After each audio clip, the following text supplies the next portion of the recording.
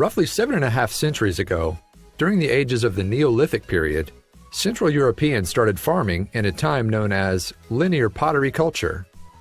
It was marked by the distinctive ceramic containers these pioneering farmers used back then. Unfortunately, there are no records, in writing at least, of this unique culture, so detailed information about them remains scarce. Even so, historians continue to use what little evidence they had to make educated guesses about their findings, and they've discovered some brutal truths. In 2006, something incredible happened near Frankfurt, Germany, in the town of Schöneck-Kallenstatten. Completely by accident, a roadwork team dug up something shocking, a pile of human bones in a ditch. Stunned and presumably terrified, the crew stopped working and immediately contacted the authorities. Shortly after, the bones were extracted and delivered to bioarchaeologist Christian Meyer at the University of Maine. Meyer discovered that the bones were roughly 7,000 years old and from the Neolithic era. Obviously, they had decayed quite a bit over the last several thousand years. But one thing was obvious: they had been thrown into the ditch and buried intentionally. All in all, there were 26 skeletons, belonging to both adults and children, littered throughout the 20-foot-long ditch. Interestingly, this was not typical of linear pottery culture, when people ritualistically buried their dead in cemeteries. So why the mass grave? Clearly, these 26 people befell a terrible fate. Not just because of their inhumane burial, because their fractures in their skulls showed that they had been clobbered with primitive weapons of the Stone Age. Similarly, some remains showed arrowheads made of animal bones.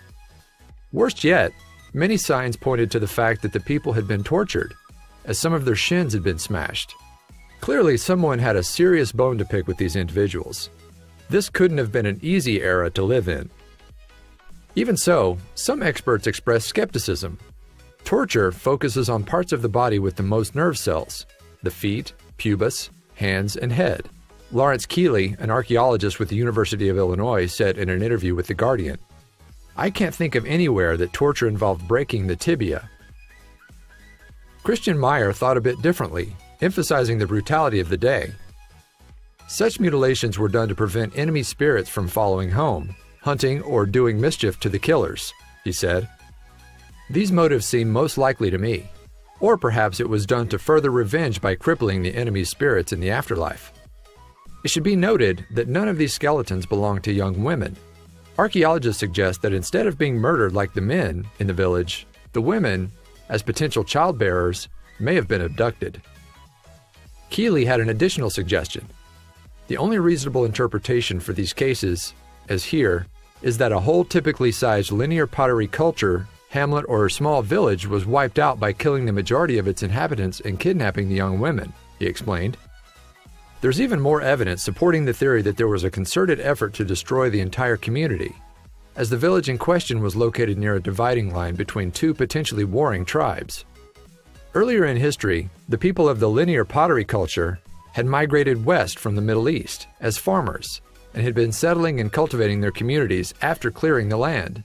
This made certain locations more appealing and competitive. As horrifying as this mass grave may have sounded, it was not entirely unique for the era and region. For example, in 1983, the Neolithic Talheim death pit was found in Germany, which included as many as 32 skeletons, some of which even belonged to children. As for those skeletons, some of them had old wounds that had later healed. Clearly, violence was not foreign to these people. They exhibited other injuries that were definite causes of death, with many marks on several skulls that appeared to have been the result of fatal blows. In the nearby Austrian city of Schlitz-Aspern, roughly 20 miles from Vienna, there was initially a group of 67 disinterred bodies found on the first site. That was before the entire burial pit was uncovered and revealed a total of 300 bodies that had died violently. Similar to the mass grave at Schöneck-Kallenstatten, the burial pit at Schlitz-Aspern had far more men than women, further supporting the theory that the women were abducted. According to archaeologists, the site was also heavily fortified, so these people clearly and probably rightly felt like they needed to defend themselves. The conclusions that these findings led to were disturbing. On one hand, you are curious about finding out more about this, but also shocked to see what people can do to each other, Meyer said in an interview with The Guardian. adding that the raids may have been a show of power. Meanwhile, Keeley emphasized that the findings debunked the idea that ancient people were more peaceful. This represents yet another nail in the coffin of those who have claimed that war was rare or ritualized or less awful in prehistory, or in this instance, the early Neolithic period.